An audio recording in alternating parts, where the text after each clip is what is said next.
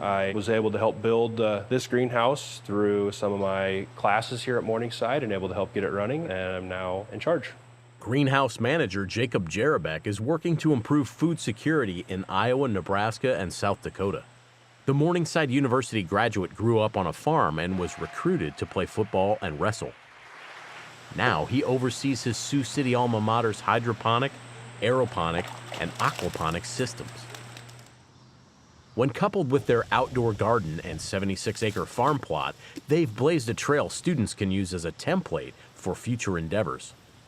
We're kind of doing our own trials with everything and comparing results, and we have students that are actually able to use that data and break it down and use it in classes, so they're not just using some random textbook data, they're actually using greenhouse produced data as well as the actual produce that we're harvesting. The school grows everything from landscape flowers and decorative plants for special events, like poinsettias for Christmas at Morningside, to multiple lettuce breeds, root vegetables, cucurbits, nightshades, and various ethnic and commodity crops.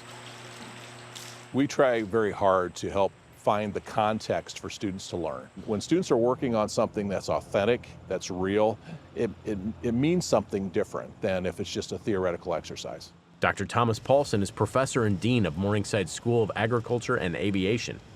He's grown the agriculture program over the past decade, expanding facilities and acquiring land to help drive higher enrollment, which has turned heads.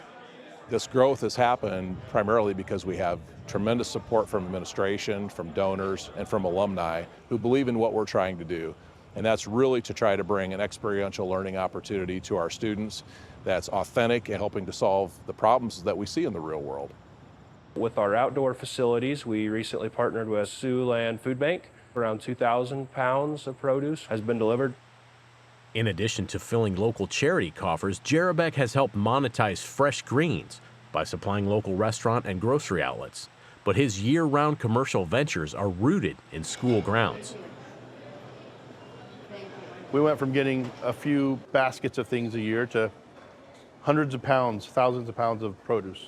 Morningside Dining Service General Manager Nick Gunn says he feeds 1,000 students per day across all meals and retail locations, averaging around 3,000 pounds of produce consumed every week. Since hiring on as executive chef in 2018, he's built up the greenhouse relationship to supply 20% of his needs while cutting costs and improving quality. When you go to wherever your local grocery store is, you buy a head of romaine lettuce. It's kind of a pale green with some white in it. When we get it from them, it's a dark green. It's got a much different texture, much more of a burst of a flavor when you bite into one of their tomatoes, a lot more juicier. The watermelons are the sweetest thing we had all year.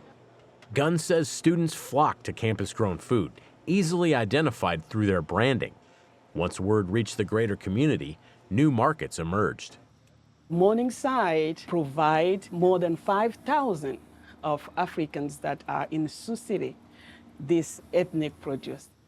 Originally from the Democratic Republic of the Congo, agribusiness professor Dr. Annie Kinwa Mazinga immigrated to the U.S. decades ago, working in Illinois and Wisconsin academia before joining Morningside in 2018.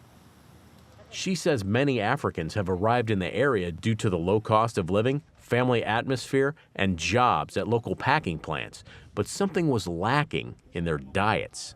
Every time I tell my colleagues, my friends, my family, Africans here, I am in agriculture, the first thing they ask me, can you find a way to produce the ethnic produce that we are used to?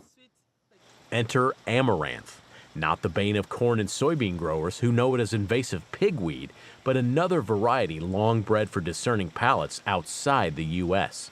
The first thing you think of it with amaranth is, well, gee, I would have never thought of that as being a food source or a staple for a community, but it certainly has been. It's been an eye-opener for us.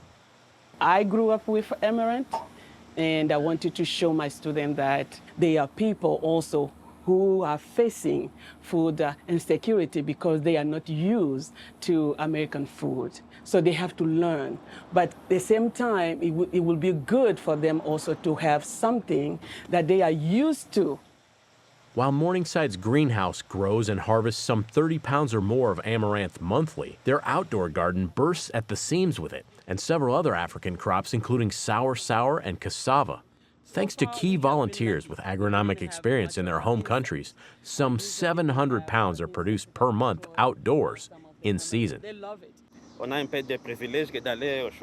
said that when he comes here, it's good to see family, many people, and also it is bargaining. You know, you can get more than when you go to the store.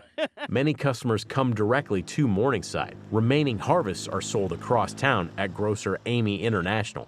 The demand is huge, believe me. Whatever we have here is not even meeting the demand. Dr. Paulson says Morningside graduates should come away from the program with a broad, adaptable skill set and ingenuity with respect to value-added endeavors. We talk to our students, we say, you know, is there room for you to go back to a family operation? Sometimes there is, sometimes there isn't, unless they create another stream of income. 2.335. I would hope that some of our students would become entrepreneurs. I think there's a lot of opportunities for folks in the Midwest, you know, especially in the state of Iowa and Siouxland area, to be able to meet those kinds of needs. It's a different approach, but it could be done. For Market to Market, I'm Josh Bittner.